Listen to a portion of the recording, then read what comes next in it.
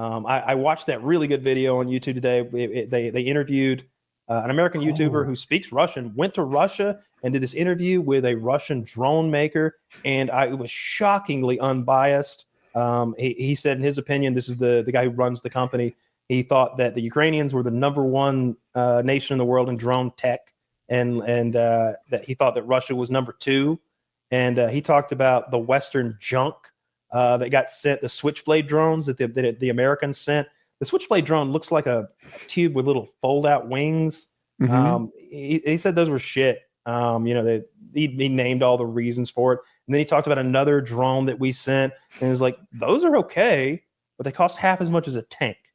And then he starts looking at some of the Russian shit. He's like, we use wooden propellers. A carbon fiber propeller is 5% more efficient and 10 times the cost. And it's hard to get carbon fiber in Russia, and we got plenty of wood. And they were talking about the fiber optic drones, how those work. Those don't replace the radio controlled drones necessarily. They're moreover sent in to destroy the jamming tech that the enemy has in the area. And then once that's gone, they can bring drones that are able to carry a heavier payload, because the fiber optic cable itself takes up so much weight, apparently. Right. And then they talked about what you were concerned with like following the cord back to them. And he was like, yeah, we just put the cord in a power drill and hit go. And it just reels most of it back in. And if it breaks off somewhere, of course, but we get most of it. The Ukrainians have this new tech where they're trying to like send a laser beam through the fiber optic cable of the enemy, and the whole thing lights up like a path at night back toward the enemy. That was interesting to me. But it was kind of worrying when he talked about for one thing, that he's like, the sanctions don't work. He's like, we have private companies here. There are private companies in China. We have an enormous border with China. We can't obviously use Russian debit cards to pay them. We'll figure it out. He's like, anything we want, we get from China. And they know that we're getting it, and they're fine with it. All of the internals of their stuff, their chips, their boards, their servos and shit, their motors are Chinese. It was wild to see. He thought that was definitely the future of warfare. And he talked about the numbers of drones they were able to crank out. He's like, we just built 2 new factories that do nothing but make drones, maybe 40,000 a week. It was something crazy. That's such a big number. It was crazy. And who knows about that part? And numbers are one of those things. It's like, if you tell me you make 40,000, maybe you make 40, but maybe you make 10. I don't know about that. But his stuff about the specifications, the capabilities and stuff, and where the future of the tech was fascinating. And I worry that we're falling behind. I wonder. It seems to me that a lot of low-cost swarm drones would be super effective, like the drone equivalent of a cluster bomb. But it depends what they're going up against, right? Like against one of our naval ships that have those, I think they're called AWACS or something, that autonomous minigun, that thing will clear the fucking sky. But against those guys in trenches, it's the number one killer of people right now. It was artillery. There was a time when 70% of the injuries and casualties were created by artillery, and now it's drones. Drones have taken that place. Yeah, I would imagine standing next to an artillery gun is very dangerous. The drone's going to come for you right now. I don't know about that. I don't know about that. Maybe not. It seems like they're harassing the guys who are in trenches, and definitely the vehicles. They do this thing with the drone now. So a big power drain on the drone is relaying the video signal back to the controller. Even if it's sitting still on the ground, it's burning 5 or 10 watts per. Okay. It's drawing 5 to 10 watts continuously, I think he said, just to send the signal back. So what they'll do, especially with the fiber optic drone that doesn't have that issue, because it's relaying the signal through the wire, they'll now just sit still on a rooftop. They'll land it on a rooftop and wait, watching the video feed until somebody comes by, and then they'll hit that vehicle, or they'll land them on the sides of roads, and it'll just be sitting there on the edge of the road with camouflage on it. They showed one with like leaves and like twigs all over it. And then when they see a truck coming, they just go get it. And there's no way to stop that or prevent that or slow it down.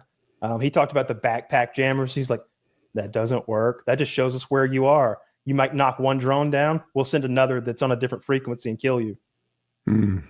It sounded so fucking scary. Yeah.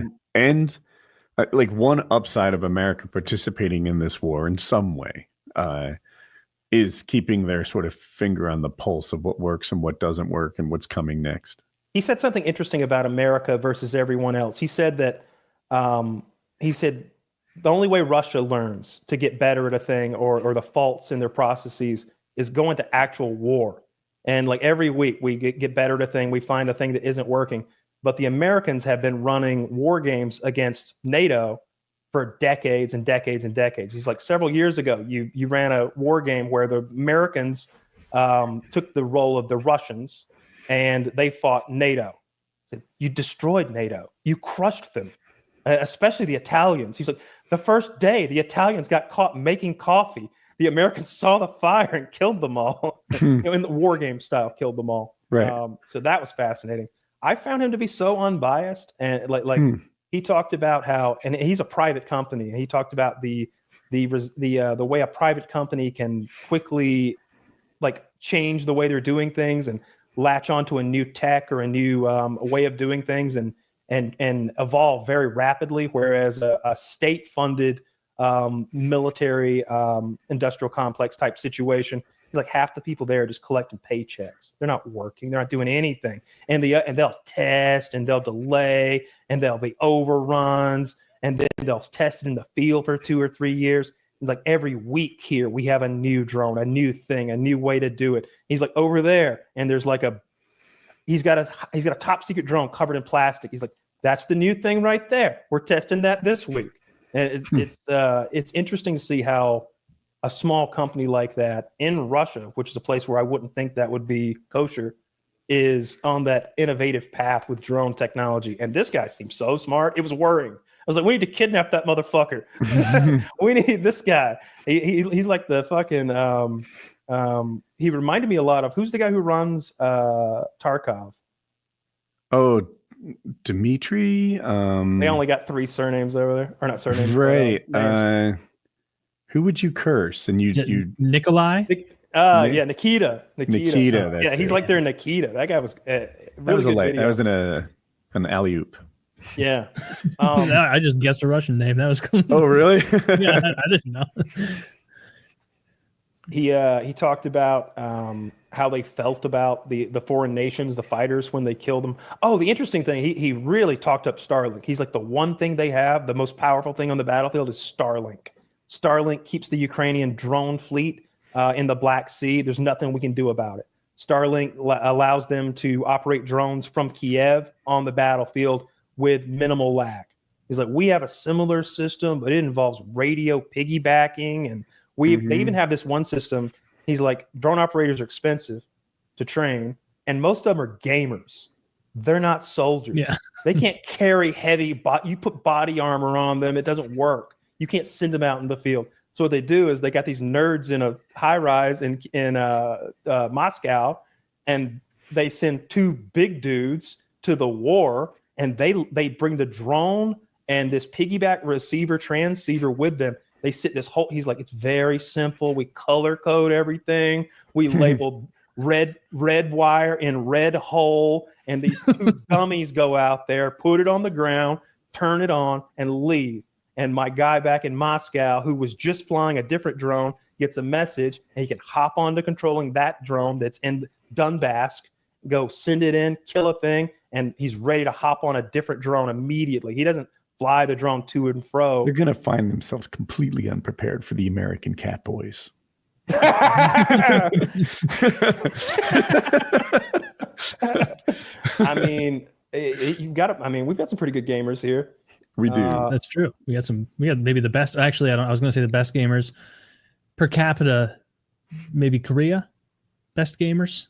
I don't know. I was going to say, it seems like we lose to Europe a lot, right? This is FPV though, right? This is a different kind of game. Different. I don't care if they're good at League of Legends or even CS:GO. I want to see somebody who can pilot a thing. This is, if you're flying a drone, there's some piloting skill, I think, involved. I watched the Ukrainian drone operators, and so this was pretty neat. The guy's name might have been Preston Stewart, but I have these 2 brown-haired ex-military dudes mixed up. They look the same to me. Anyway, this one went to Ukraine and he vlogged his experience of going to the Ukrainian front lines with the drone operators. And, he was, as an American soldier, he was used to traveling with a certain amount of armor and stuff. They're in like Tacomas, just completely driving with the lights off. Is not safe in the slightest as they're going to where the drones are operated, because at least at this time, you couldn't be so far from the drones themselves. You had to go to a tricky spot. Yep. And still do mostly. Okay. So he's going there. It's super dangerous. And they like found out that there are enemy drones in the sky doing surveillance. So they just parked there and waited before entering the war zone in the open, which was not his bag at all. That's not how Americans operate, but that's what they did. And then they eventually go there. And now he's just hanging out in this, I'll call it a bunker, but I guess it was somebody's basement. And they're just there operating drones. There is nothing pleasant about this. They're obviously all very cold. They're all chain smoking cigarettes, and they all don't give a fuck. They don't seem to have any value for their own life, for what's going. They're just like, this is what I do, and is the word nihilistic? Like, but to such an extreme that they don't have any joy or care or whatever. They just kill Russians. That's what I see them like burning vapes big time, like just continuously sucking nicotine while they got the goggles on, killing people. These were actual cigarettes in this particular video, but they were also in a basement where maybe like infrareds wouldn't do anything. Yeah. And it was pretty neat just to see their attitudes. They were grateful to the Americans who helped them with supplies and stuff. And they were respectful of this guy who had been through it. He had done a couple tours in the American Army, and they were just considered themselves sort of comrades, even though it wasn't the same war. But the one takeaway I took, I didn't get like military systems like you. As a matter of fact, he worked extra hard not to tell anything about the weapon systems and keep all that stuff a secret. It was about what it was like to be a soldier and how unpleasant it was, and how how many people they knew that died, even as drone operators. The real danger they seemed to face was getting to and from the place to operate drones, which they did every day. I don't know why they couldn't live in the basement, but they didn't. And these guys just sort of, to say they gave up on their own life might be a little extra, but not. They were prepared to die. Yeah. And prepared to die, but almost nonchalantly prepared to die. Like, what are you gonna do? You can only be on high alert for so long. Right? You can only be at like a 10 for so long, and then you're like, so anyway, like the bomb goes off. Like, I get it. It makes sense. And then they need to reintegrate into civilization again at some point. And I bet Ukraine's going to have. They're going to have a generation of people who have some level of PTSD. Oh, for sure. Yeah. The Russians are creating both sides are creating this huge generation of people that are like that. It's and I don't think it's going to stop anytime soon. They keep talking about ceasefire, and I don't see any progress on that. And there's going to be a gender imbalance, right? Like, societies are best when there's an equal. There already is. Women. Look at they're in Poland. You want to find a Ukrainian woman? Go to Poland. They're those partying women, in Poland. That's where they are. You think those women are going to come back now that they're living in a nicer country? Probably not. Probably not. I mean, I wouldn't leave though, because I'm a man, Taylor. Not one of those weak women, those weak-willed women. No, I'd dress as a lady and I'd be in Poland. A Polak. You'd be sucking Polak cock. I'd be the ugliest Ukrainian woman in all of Poland. Still, actually, that's how I would get out of having to suck cock. Yeah, they'd be like, not bad compared to Polish woman. All that belly hair. Taylor is girl name. It's true. So we're already kind of halfway there. And I've been told he watch sports, so he's already gay. So be like, boys, check out this happy trail. Now this is a woman. Yeah, that's true. Like, it's pretty aggressive on the chest. A lot of nipple hair. It's okay. Small boobs, hairy belly. A lot of nipple hair on this gal. The drone guy said that he's like, if it's an American, we always take them we always take them prisoner. If it's a Ukrainian, we almost always take them prisoner too. Even though we're at this war, we see them as almost like like brothers who are misguided and have lost their way. That was his viewpoint on it. He's like, but Germans, no.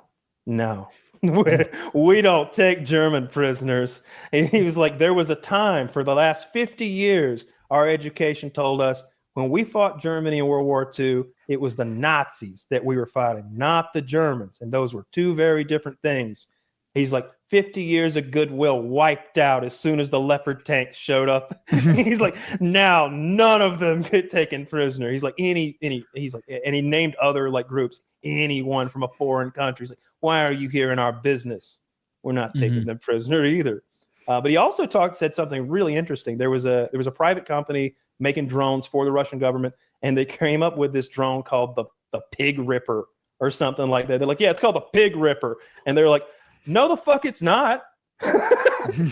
No, the fuck it's not. Rename it the HB3 or some shit. We're not going to put a weapon on our battlefield against the Ukrainians called the Pig Ripper.